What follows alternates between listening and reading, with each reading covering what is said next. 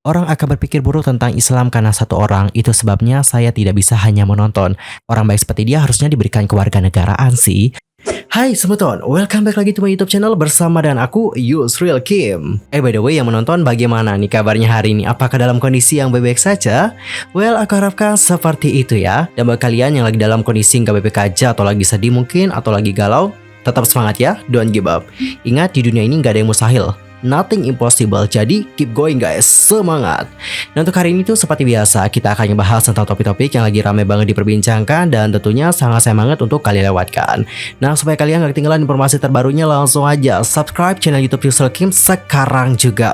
Oke? Dan teman-teman, seperti inilah rangkuman berita untuk hari ini. Silahkan menyaksikan. Well guys, untuk berita pertama kita akan membahas tentang bagaimana berita dari BJ Ahyong, di mana untuk tubuhnya itu telah ditemukan dalam kondisi yang tak bernyawa. Menurut laporan berita pada tanggal 11 Juni waktu Korea Selatan, seorang wanita Korea yang usianya adalah 30 tahunan ditemukan meninggal di Kamboja pada tanggal 6 Juni. Yang mengejutkan adalah tubuhnya itu ditemukan oleh penduduk setempat. Kondisinya itu terbungkus selimut dan dibuang di sebuah kolam desa dekat Phnom Penh yang merupakan ibu kota negara Kamboja. Polisi Kamboja mulai menyelidiki insiden tersebut dan mengidentifikasi korban A sebagai turis Korea.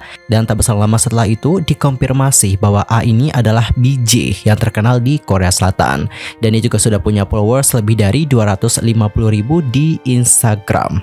Sampai sekarang penyebab kematiannya masih belum ditentukan, namun polisi Kamboja mengatakan kepada media bahwa mereka sedang menyelidiki adanya kemungkinan pembunuhan dan sedang menunggu laporan otopsi untuk menentukan penyebab pasti kematiannya.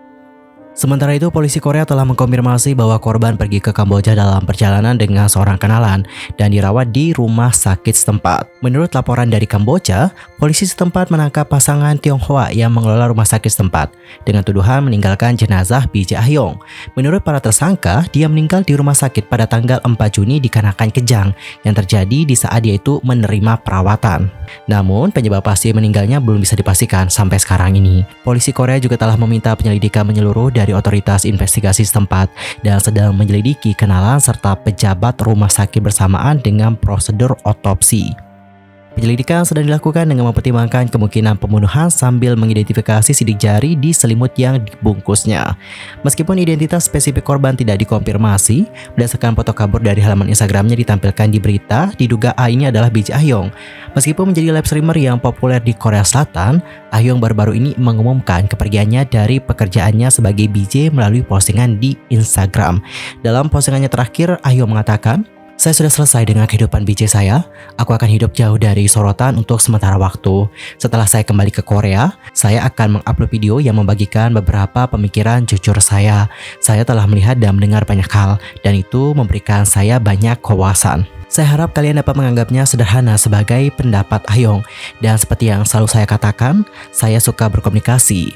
Harap berani dan kirimi saya DM kalian. Saya tidak akan mengabaikannya. Saya juga tidak akan mengabaikannya kok. Tapi saya akan mengabaikan komentar aneh. Hehehehe. Kehidupan barunya Ahyong sebagai orang normal. Saya harus hidup dengan semangat." Well, dari postingannya tadi dapat kita simpulkan ya bahwa untuk Ahyong ini pengen menjalani hidup yang baru setelah dia itu meninggalkan pekerjaannya sebagai seorang BJ.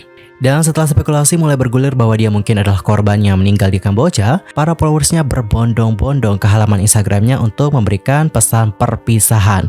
Adapun untuk para penggemar mengatakan, "Ahyong, apa yang terjadi tiba-tiba? Kuharap kamu beristirahat dengan nyaman di tempat yang baik. Sangat menyedihkan bahwa ulang tahunnya adalah besok. Saya berharap mendiang beristirahat dengan damai. Kuharap pelakunya tertangkap dan kamu beristirahat dengan nyaman." Well, kita doakan semoga untuk pelakunya dapat segera ditangkap juga ya teman-teman. Dan semoga untuk Ahyong juga dapat beristirahat dengan tenang dan juga pihak keluarga yang ditinggalkan dapat diberikan ketabahan. Dan lanjut kita akan masuk ke berita kedua, datangnya dari netizen Korea yang ramai membela wanita asal Indonesia yang pernah menggagalkan rencana teroris. Namun sekarang ia dideportasi dari Korea dikarenakan visanya ditolak. Pada tahun 2018, ada seorang wanita asal Indonesia yang tidak berdokumen, kemudian disebut dengan nama A, yang mana untuk A ini tinggal di Korea. Dan pada kala itu dia menelpon polisi untuk melaporkan seorang pria yang dia curigai merencanakan serangan teroris ISIS. A kemudian berkata, Orang akan berpikir buruk tentang Islam karena satu orang, itu sebabnya saya tidak bisa hanya menonton. Saya harus cepat-cepat untuk melapor ke polisi. A, yang pada kali itu sedang hamil, membantu pihak berwenang selama 5 bulan mengumpulkan bukti di kamar asrama pria yang diduga, di mana dia menemukan peluru tajam dan juga USB berisikan instruksi tentang cara membuat bom.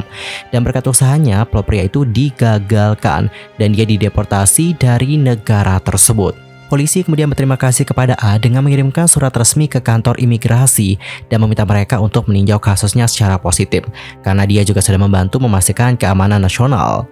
Dan jika A kembali ke Indonesia, dia mungkin berada dalam bahaya. Kantor imigrasi kemudian memberikannya visa sementara dan dia dapat melepaskan statusnya yang tidak berdokumen. Semua kemudian tampak baik-baik saja sampai tahun ini perpanjangan visanya itu ditolak. Ibu dua anak ini kemudian menghadapi deportasi karena menurut kantor imigrasi tidak ada bukti bahwa A ini menghadapi penganiayaan di negara asalnya. Si A kemudian menyatakan keprihatinan atas keselamatannya serta kesejahteraan putrinya yang berusia 9 tahun dan juga putranya yang diketahui berusia 5 tahun. Dan keduanya ini lahir di Korea dan tidak bisa berbahasa Indonesia. Adapun untuk A mengatakan, hatiku berat karena dia atau si teroris tertangkap karena saya. Dia mungkin nanti menyerang saya dengan pisau ataupun senjata jika di Indonesia.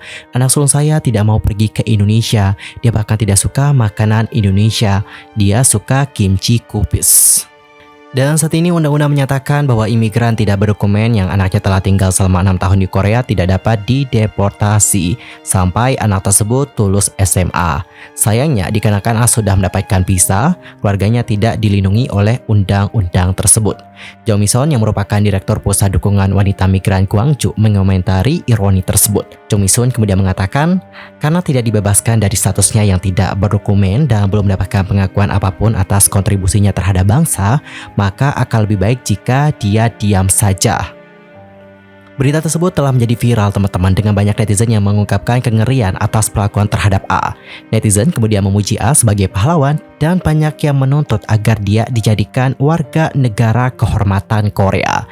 Dan seperti inilah bagaimana komentar-komentar dari netizen, langsung aja kita baca bersama-sama. Yang pertama ada yang komen, apa yang salah dengan negara kita? Orang baik seperti dia harusnya diberikan kewarganegaraan sih, tapi kalian tidak memperbarui visanya. Bahkan ketika dia mengumpulkan bukti untuk memblokir serangan teroris. Jika kalian mendeportasinya, siapa yang akan melaporkan kejahatan? Mereka hanya akan bertindak seperti mereka tidak melihat apa-apa. Maksudku adalah, apakah mereka bodoh? Apakah mereka benar-benar berpikir jika tidak ada ancaman nyata bahwa dia tidak dalam bahaya? Dia itu adalah seorang pahlawan, apakah mereka gila?